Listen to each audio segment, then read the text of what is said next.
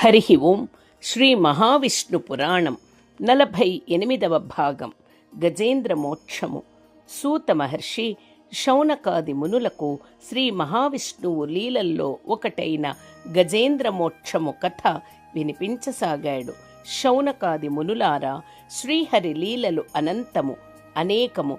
తన భక్తులను రక్షించడానికి ఎప్పుడైనా ఎక్కడికైనా ఎలాగైనా వస్తాడు అని నిరూపించే కథ ఈ గజేంద్ర మోక్షము. తనను ఆరాధించేవారు దేవతలు, మానవులు, దానవులు, జంతువులు, పశుపక్షులు అనే భేదము చూపకుండా వేగమే వచ్చి రక్షిస్తాడు శ్రీమన్నారాయణుడు. ఇక గజేంద్ర మోక్షము కథ చూద్దాం. పూర్వము ఇంద్రద్యుమ్నుడు అనే రాజు ధర్మ పరిపాలన చేస్తూ ప్రజలను కన్న బిడ్డల వలె చూసుకునేవాడు. ఇంద్రద్యుమ్నుడు శ్రీహరి భక్తుడు. నిత్యం అష్టాక్షరీ మంత్రమైన ఓం నమో నారాయణాయ అని స్మరిస్తూ ఉండేవాడు. ప్రజలందరూ సుఖశాంతులతో జీవించేవారు. కుమారుడు పెరిగి పెద్దవ్వగానే వివాహము చేసి పట్టాభిషేకము చేసి రాజ్యపాలన అప్పగించి ఇంద్రద్యుమ్నుడు భార్యతో కలిసి అడవులకు వానప్రస్థానికి వెళ్ళిపోయాడు. ఆశ్రమం నిర్మించుకొని మౌన దీక్ష స్వీకరించి శ్రీహరి నామము జపిస్తూ తపస్సు చేయసాగాడు. ఒకరోజు అగత్స్య మహర్షి భార్యతో శిష్యులతో పుణ్యతీర్థాలు దర్శిస్తూ ఇంద్రద్యుమ్నుడి ఆశ్రమము వైపు వచ్చాడు. తపోనిష్టలో మునిగిన ఇంద్రద్యుమ్నుడు అగత్స్య మహర్షి రాకను గమనించలేదు. అగత్స్య మహర్షి పలకరించినా కళ్ళు తెరచి చూడలేదు, మాట్లాడలేదు. అగత్స్య మహర్షి ఆగ్రహించి, ఇంద్రద్యుమ్న, వానప్రస్థం స్వీకరించి వానప్రస్థాశ్రమ ధర్మం మరిచావు. అతిథి అభ్యాగతుల సేవ వానప్రస్థ ముఖ్య ధర్మం.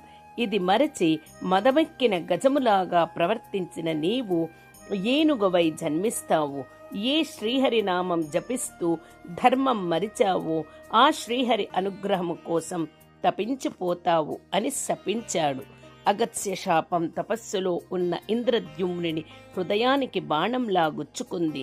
చటుక్కన కళ్ళు తెరచి చూస్తే అగత్స్య మహర్షి దంపతులు కనిపించారు. మహర్షి పాదాలపై పడి కన్నీటితో కడుగుతూ తెలియక జరిగిన అపరాధాన్ని మన్నించమని ప్రాధేయపడ్డాడు. అగత్స్య మహర్షికి ఆగకుండా హరినామం జపం చేస్తున్న ఇంద్రద్యుమ్నుని హృదయ స్పందన తెలిసింది. కరుణా సముద్రుడై ఇంద్రద్యుమ్నుని హరిభక్తికి సంతసించి అతనిని లేపి, ఇంద్రద్యుమ్న, శాపం ఇచ్చింది నేనైనా నా చేత అలా ఇప్పించినవాడు ఆ నారాయణుడే. ఈ జన్మలో నీకు మోక్షము లభించే అవకాశము లేదు. నీవు ధర్మంగా రాజ్యం చేసినా నీ ప్రజలలో కొందరు అధర్మ కార్యాలు చేశారు. రాజు వైనందున ప్రజల పాపాల ఫలములో కొంత భాగము నీవు అనుభవించాలి. వచ్చే జన్మలో గజరాజువై జన్మించి శ్రీహరి దర్శనం అనుగ్రహం పొంది మోక్షమొందుతావు అని ఆశీర్వదించి ఆతిథ్యము స్వీకరించి వెళ్ళిపోయాడు. ఇంద్రద్యుమ్నుడు శ్రీహరి నామజపం చేస్తూనే కొంతకాలానికి మరణించాడు. అమృత సాగరములో 10,000 యోజనాల విస్తీర్ణం ఎత్తుగల త్రికూట పర్వతము ఉంది. ఆ పర్వతానికి స్వర్ణ శిఖరం, రజిత శిఖరం, లోహ శిఖరం అనే 3 శిఖరాలు ఉన్నాయి. ఆ శిఖరాల నుండి అనేక జల ప్రవాహాలు క్రిందికి ప్రవహించి సరస్సులుగా మారాయి. ఆ సరస్సుల చుట్టూ దట్టమైన అరణ్యాలు ఏర్పడ్డాయి. అరణ్యాలలో మృగాలు, జంతువులు అనేకం మందలుగా జీవిస్తున్నాయి. ఇంద్రద్యుమ్నుడు త్రికూట అరణ్యములో ఏనుగుగా జన్మించాడు.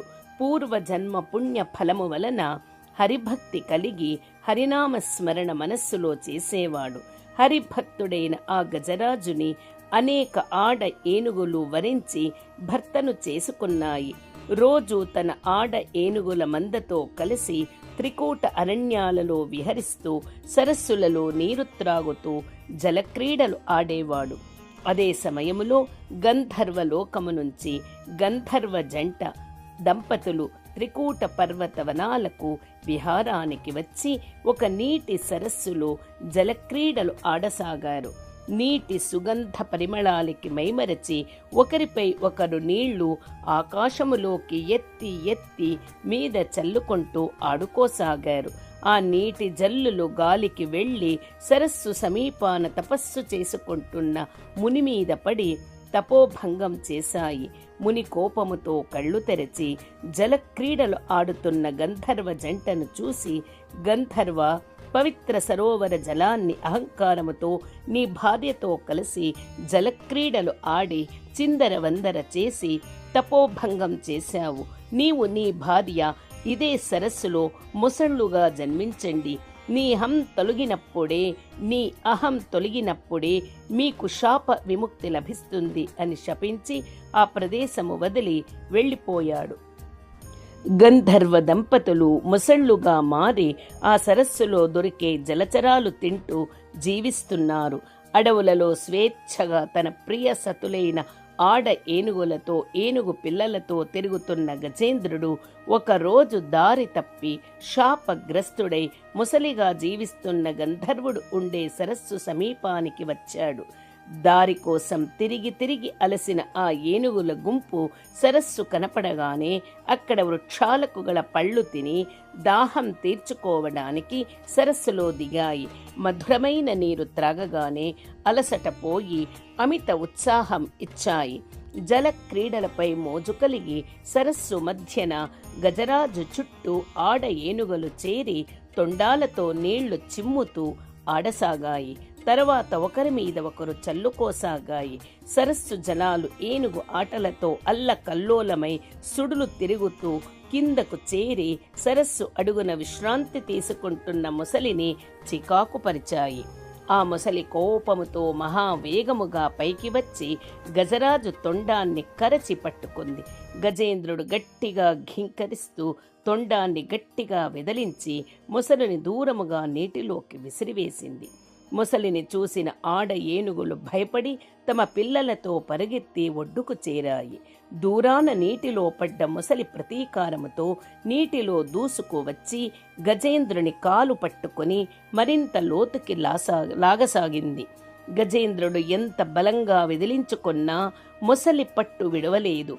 తన దంతాలతో మరింత గట్టిగా పట్టుకుంది. ఇరువురి మధ్య ఆధిపత్య పోరు ఆరంభమైంది. భూమిపైన ఏనుగుని మించిన బలమైన జంతువు లేదు.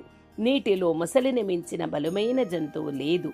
ఈ విధంగా జలచరాలలో బలవంతులైన కరి మకరాల మధ్య ద్వంద్వ యుద్ధం ఆరంభమైంది.